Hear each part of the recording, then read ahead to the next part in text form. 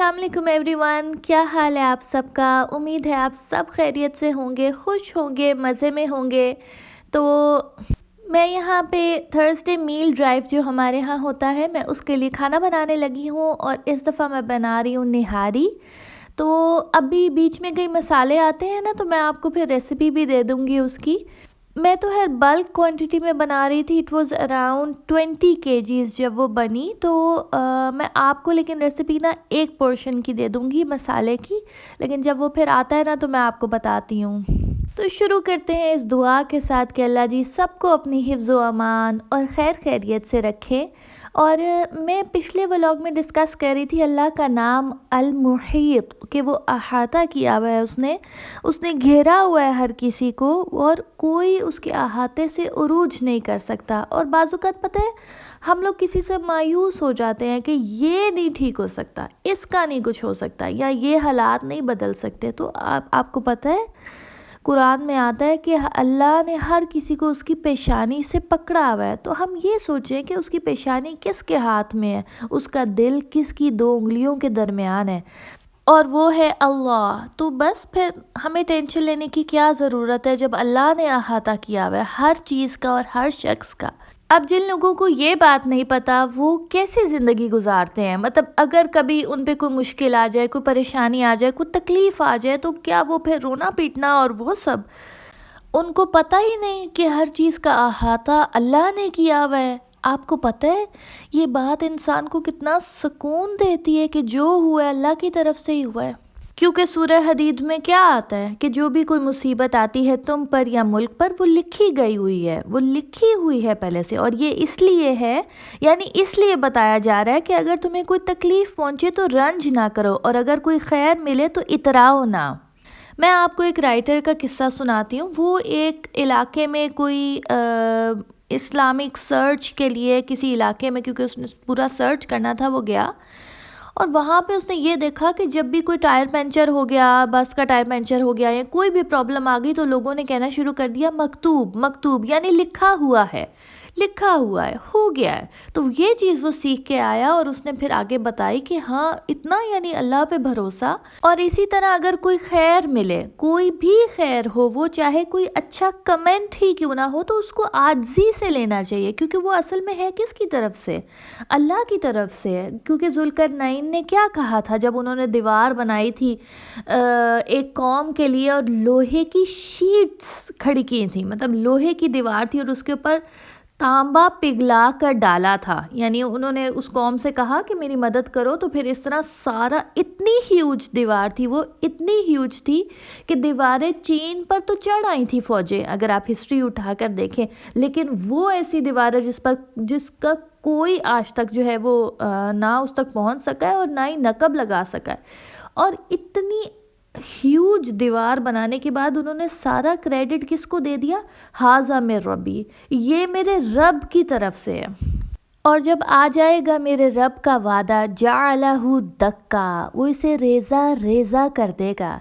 यानी अल्लाह को क्रेडिट भी दे दिया और अल्लाह की शान और कुदरत भी बता दी कि जब क़यामत आएगी इस स्ट्रॉन्ग और ह्यूज दीवार को भी अल्लाह रेज़ा रेज़ा कर देगा। सूरह कहफ की आयत है ये। अच्छा, हम लोगों की ना जब कोई चीज़ हमारी किसी चीज़ की तारीफ़ कर दे कि कमाल ही कर दिया, तो हमारी गर्दनों में ना सरिया सा आ जाता है कि एक मेरे जैसा खाना कोई नहीं बनाता, मेरे जैसी सफाई कोई नहीं करता, मेरे जैसा कपड़े डिज़ाइन कोई नहीं करता। कुछ लोग शॉपिंग में बड़े मशहूर होते हैं, जिसने भी शॉपिंग पे जाना हो ना वो उसको उठा लेता है। ये आयत हमें क्या बता रही है कि इतराओ ना जब तुम्हें खैर मिले। तो एक खाना, वही खाना जब दोबारा बनाया जाए ना, वही इंग्रेडिएंट्स हो, वही हाथ है, वही किचन है, वही रेसिपी, सब कुछ, लेकिन वो दूसरी दफ़ा इतना अच्छा नहीं बनता। लोग भी कहते हैं हाँ वो उस वक़्त बहुत मज़े का बना था, ये वो बात नहीं है, हालांकि वही चीज़। तो ये जो खाना अब अच्छा नहीं बना, वो बोल बोल के हमें क्या बता रहा है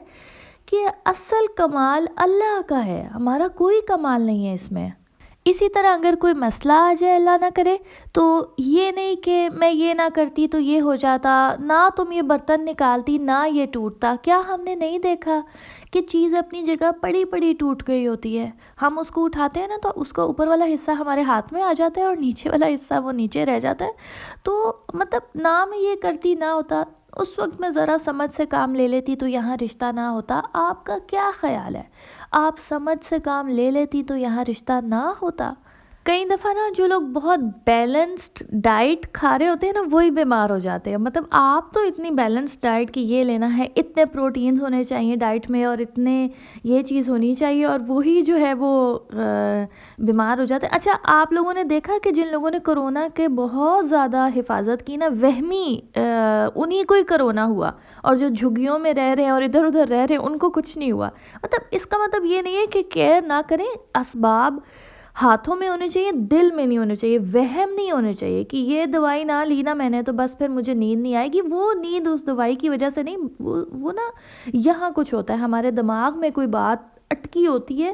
اور پھر پتہ ہے کچھ لوگ یہ بھی کہتے ہیں کہ اچھا مطلب جیسے کوئی بیمار ہو نا، کچھ لوگ کہتے ہیں کہ اس کی کمزوری نہیں جاتی، یہ بخار ہے نا، اس بخار کی تو جی اب وہ بات نہیں ہوگی. کیوں جی؟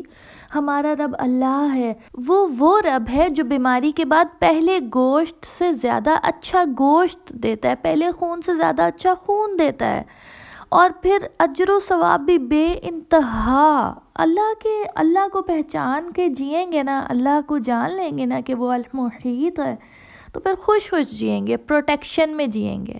اور پھر یہ جو ہمارے اندر ایک فیک چیز ہے نا کہ یہ میں نے یہ کیا، وہ بھی نکل جائے گی. میں نے پیسے جمع کر کے یہ لیا، میں نے پیسے جمع کیے تھے، وہ اللہ اگر نہ چاہتا اور اگر اللہ نے نہ لکھا ہوتا تو پیسے جمع کیے ہوئے چوری ہو جاتے. تو اکڑے نہ، اترائے نہ، اور نہ ہی افسوس کریں. اللہ کے سب خوبصورت ناموں میں سے ایک یہ خوبصورت نام ہے المحیط، اور قرآن میں آتا ہے اس کو جس نام سے بھی پکارو اس کے سب نام اچھے ہیں. تو بے شک انشاءاللہ ہم اور بھی دیکھیں گے. تو یہاں پہ نا میں نہاری کی پریپس میری آلموسٹ ڈن ہو گئی تھیں، تو اب میں نے کوکنگ سٹارٹ کر دی ہے. اور کوکنگ میں سب سے پہلے آئل لے کے اس میں پیاز گولڈن براؤن کر کے تو پھر میں نا اس میں گوشت ڈال دوں گی. ابھی ان کو میں فرائی کر رہی ہوں، بہت زیادہ ڈارک نہیں کرنے، بس لائٹر براؤن، کیونکہ پھر پیاز جو ہے نا وہ ہوتے رہتے ہیں براؤن، مزید ڈارک ہوتے جاتے ہیں ساتھ ساتھ. تو بہرحال یہ جب لائٹ سے گولڈن ہو گئے ہیں تو اب میں اس میں گوشت ڈال دوں گی، جتنا بھی ہڈیاں اور گوشت دونوں، کیونکہ نہاری کے لیے دونوں ہی امپورٹنٹ ہوتے ہیں. اور یہ مسالہ ہے، یہ جو ہے نا یہ میں نے اسپیشلی رکھا تھا ایک دفعہ کا مسالہ، میں نے تو بہت زیادہ ڈالا تھا کیونکہ کافی زیادہ. اور یہ لہسن ادرک پسا ہوا ہے، ہری مرچیں پسی ہوئی، اور یہ کچھ نا گارنش جو پہلے سے ہی میں نے تیار کر لی تھی، ادرک اور لیمن اور ہری مرچیں جو اوپر گارنش وغیرہ کے لیے ڈلتی ہیں. اور تری بھی نا میں آپ کو بتاؤں کہ پہلے نکال لیں گے. اچھا مسالے کی بھی میں آپ کو ریسیپی بتا دیتی ہوں جو ایک دفعہ کا بنایا تھا. یہ دیکھیں میں نے گوشت ایڈ کر دیا اور اس کو پہلے اچھی طرح سے بھون کے کوئی 10 منٹس ٹائم دیکھ کے، اس کے بعد پھر مسالہ ڈال کے پھر اس کو 20 منٹس پانی ڈال کے نا مسلسل بھوننا ہے. کیونکہ دیسی کھانوں کا آپ کو پتہ ہے کہ ساری بھنائی ہی ہوتی ہے، ان کا جو اصل ٹرک ہوتا ہے نا اس کے اندر. اور پھر پانی جب بھی ڈرائی ہونے لگتا ہے تو تھوڑا پانی ایڈ کرتے جاتے ہیں، کیونکہ پھر مسالے تاکہ جلے نہ. تو یہ میرے سارے پسے ہوئے مسالے اور ساری چیزیں یہ بار میں نے ایڈ آن کر دی ہیں. اب اس کی 20 منٹس ٹائم دیکھ کے مسلسل بھنائی کرنی ہے. مسالے میں آپ لے لیجئے ثابت کالی مرچ 1 ٹیبل سپون، سونف 4 to 5 ٹیبل سپون، لونگ 1 ٹیبل سپون، جیفل جویتری کا چھوٹے چھوٹے پیسز لے لیں. اور ثابت دھنیا بھی بہت ضروری ہوتا ہے اس میں، وہ 2 ٹیبل سپون لے لیں. زیرہ 1 ٹیبل سپون، بڑی الائچی 5 اور چھوٹی الائچی جو گرین ہوتی ہیں وہ بھی 5 لے لیں. تیز پات 3 اور سونٹ اس میں بہت امپورٹنٹ ہوتی ہے، وہ 1 ٹی سپون اگر پیسی ہوئی ہے، اور اگر آپ کے پاس ثابت پیس ہے تو پھر آپ چھوٹا پیس لے لیں. بادیان کے پھول 2 سے 3، دال چینی 2 سے 3. ٹھیک ہے، یہ آپ بنا لیں. اور پھر اس کے بعد سالٹ آپ نے حسب ذائقہ ڈالنا ہے. ویسے اس مسالے میں آپ 2 ٹیبل سپون سالٹ ڈال دیں. اور لال مرچ 1 ٹیبل سپون، پسا دھنیا بھی 2 to 3 ٹیبل سپون. ہلدی تھوڑی ڈلتی ہے تو وہ ½ ٹی سپون یا 1 ٹی سپون. اور اگر آپ کے پاس کشمیری لال مرچ ہے تو وہ بھی ضرور ایڈ کریے گا مسالے میں. اچھا میں اس کو نا 5 سے 7 گھنٹوں کے لیے پکنے کے لیے رکھ دوں گی، اور ابھی آپ نے اس میں آٹا ایڈ نہیں کرنا. جب یہ پک جائے گی، گل جائے گی صحیح پراپر، اس کی تری اتار کے آپ نے علیحدہ رکھ لینی ہے. اس کے بعد پھر آپ نے آٹا ایڈ کر کے تو پھر اس کو دوبارہ 10 منٹ کے لیے دم پہ رکھ لیں. یہ والا کلپ پہلے کا ہے جب میں نے اسے گلانے کے لیے رکھا تھا، ابھی آٹا نہیں ڈالا. تو اب میں لیتی ہوں آپ لوگوں سے اجازت. اپنا بہت زیادہ خیال رکھیے گا، دعاؤں میں یاد رکھیے گا. چینل کو سبسکرائب کر لیجئے، کمنٹ کریے، شیئر کریے. Take care. اللہ حافظ.